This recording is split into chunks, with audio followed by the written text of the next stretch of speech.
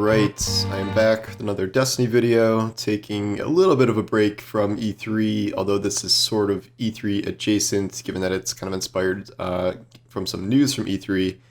I'm making this before reset, which is maybe not the best idea, because if something big happens, then I gotta make another video, but I wasn't going to write this up as an article. I did want to kind of talk about it on video, and this is the idea that Destiny has something to learn from Halo Infinite, based on what Halo Infinite has announced they are doing with their battle passes.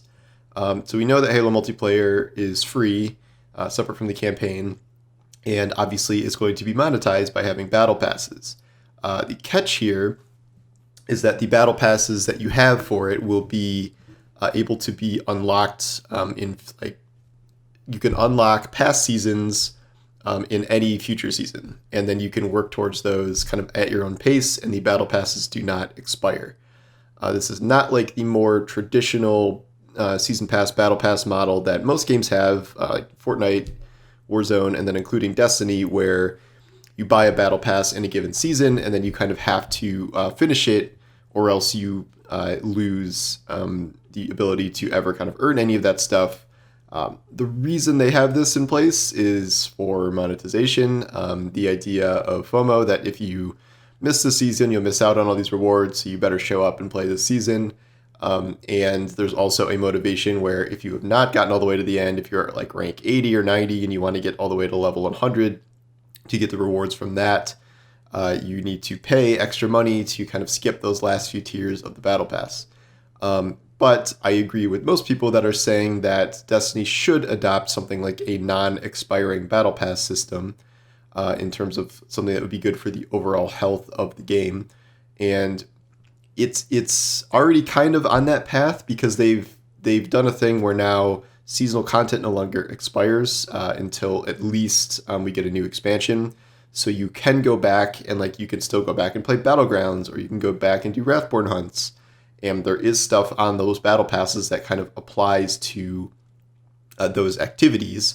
So if you missed those battle passes, you wouldn't be able to unlock something like, better rewards from, hunts or something like that, or more, bonuses from Battlegrounds completions. So those opportunities are gone, in addition to the exotics there, in addition to the bonus catalyst progress, in addition to armor ornaments. We already also have kind of a system in place like this with the Umbral system, where they even have kind of past season Umbral focusing that you can do. You just have to go to a different part of the menu. The way Halo is doing this is you pick which battle pass you want to make progress toward. So it's not like you're progressing all of them at the same time. I get how that would be maybe a little confusing, but say, you get back into Destiny in Season of the Splicer, you go really hard, you've hit level 100, great, but I missed, the Season of the Hunt battle pass. Well, you can kind of stop making progress on the Splicer battle pass because you're done, and then go do the Hunt battle pass. And so during your downtime, you can kind of work towards other battle passes you haven't completed yet, which is pretty cool. Halo was not the first game to do this necessarily. The first time I actually saw this in practice was for Marvel's Avengers, where each character in that game has their own sort of battle pass that you progress, not through XP, but by doing kind of specific challenges with that character. And once you have it, it's available forever. I still have battle passes in that game I haven't finished since, the game launched, because you kind of have to do all the specific challenges, and I kind of just don't pay attention. But the point is they haven't expired. Kate Bishop and Hawkeye came, and they had their own battle passes. Those have not expired. And even, I purchased them, but I didn't have 3 months to do the Hawkeye battle pass. So that feels good, because I can come back during, the Black Panther expansion and play Hawkeye, and I'm still making progress towards his battle pass. People will note that Halo, the Master Chief Collection, may have been the first game to do, kind of stacked battle passes where you can go back and do old ones. The catch there is that those were free. Those didn't actually cost money. Those were not paid battle passes. So I don't know. I don't know if Avengers is literally the first one to do that, but that is the one that kind of stands out in my mind.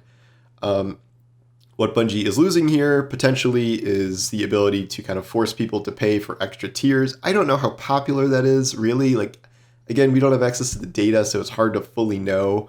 But I don't know if there's a huge contingent of people who will pay a significant amount of money. It's not cheap to get through like the higher levels of the battle pass before the season ends. But I think what you'd be gaining from allowing people to buy past battle passes for $10 is good enough. And because in Destiny's case, it's not only the battle pass, it's getting access to those old activities as well if you own that battle pass. So at least I think that's how it works. So I feel like the value you get from that and the ability for people to kind of go back and play old seasons before they are inevitably taken out of the game, which they probably will be when Witch Queen rolls around, is a good thing. And yes, I do think this is something that they should take from Halo Infinite here. Maybe if Halo Infinite launches and this is a big kind of thing that everybody loves, that they will do that. Again, this is not the case for most games right now. Like, you don't see this with Fortnite. Like, I can't go back and buy, you know, the previous season's battle pass and earn all those skins. Like, those are gone forever, essentially. But that's, you know, to motivate people to stay with the game, to stay engaged. And yet, I think Halo is doing it right here. And we should have, like, if we have ongoing, you know, you can still do the season activities, you can still focus the emeralds. I don't see a reason that they shouldn't be able to sell the past battle passes and have people work towards earning those rewards. There's tons of valuable stuff in there from, I mean, not just cosmetics, but like literal, you know, ascendant shards. And like, there's a lot of stuff that you're missing out on if you kind of skipped a season, didn't go back to it. So I do think that in addition to making, you know, seasonal content last at least a year, I think that battle passes kind of should show up and be able to be claimed.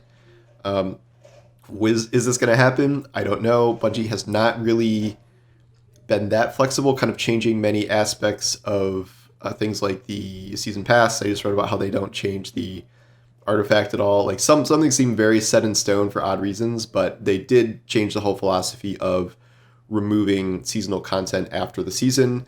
That never really made sense for anybody. Like, it made sense for story reasons, I guess, but it didn't make sense for, like, even Bungie. Like, okay, you're building all this content that lasts like 3 months, and then content that debuts in like the final month is literally available in the game for like 1 month out of its 7-year lifespan, and then no one can ever experience it again. Like, that never made any sense. So I think they made some good changes in the direction of eliminating FOMO to a certain extent, but I think the idea of stacking battle passes and being able to buy past battle passes is a great idea that they should adopt, and we'll see if they do. I mean, I don't think it's going to happen next season, certainly, because we're probably too close to that, but maybe, you know, in the next year after the Witch Queen, if they shift the model anymore, that might be something they consider.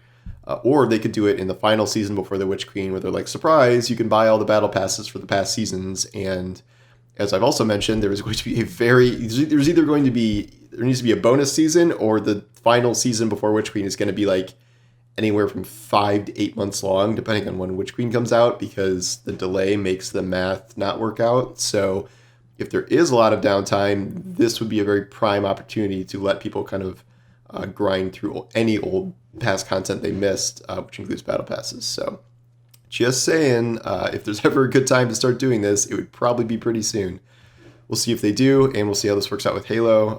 I am going to watch the Nintendo show very soon here, maybe react to it. I guess we'll see. And yeah, E3 is over, and it has been a very busy week, but a lot of fun. All right, I'll talk to you guys later. Take care.